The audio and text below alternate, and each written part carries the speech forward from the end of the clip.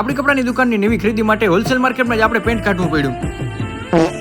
Ram Ram dairy welcome to દેશી mini blog. હવારના 3 વાગે ઉઠીને ઘાલેટ ફૂલ કરાવીને માર્કેટમાં નીકળી ગયા નવો માલ લેવા હાટો. પણ આપણા દેહી કાઠિયાવાડી માણાને હવારે હીરામણ વગર તો ના લે. હીરામણમાં ઘીગર નતું પણ ટોપલું ભરેલા ફાફડા કાઢ્યા હતા, જેને મેં કરી લીધા હાબડું કરીને અમે પાછા નીકળી ગયા અને જ્યાં પૂગો નતું ત્યાં પૂગી ગયા. પુશ બટન ને પાર્કિંગ કર્યું પણ અમે વધી પડ્યા. અમે એટલે વેલા પૂગ્યા માર્કેટ જ નથી ખોલી. ઘણા કસ્ટમર એમ કે તમારા કપડા પહેરવાની બહુ મજા અને ફર્મ એકદમ પરફેક્ટ આવે તો 50% ઉપરના લુગડા, જેમાં ખાસ કરીને પેન્ટ આવી રીતના પહેરીને ચેક કરીને જ લઈએ, જેથી કરીને પહેરવાની તમને ફૂલ મજા આવવાની છે. અડધા કપડાની ખરીદી થઈ ગઈ પછી આપણે ભાઈ તલબ જઈ ગઈ હતી, એટલે આપણે પી લીધું પાઇનેપલ નું જ્યુસ. હમણાં લગનનું ટાણું હાલે છે એટલે તમારે ખાસ એલિફન્ટ આઉટફિટની મુલાકાત લેવાની જરૂર છે, કારણ કે આપણી પાસે ઇમ્પોર્ટેડ રેન્જના કપડા વધારે રહેવાના. હવે આ કપડામાં યુનિક ડિઝાઇન રહેવાની છે અને કાપડ પહેરવાની તમને બહુ મજા આવવાની છે.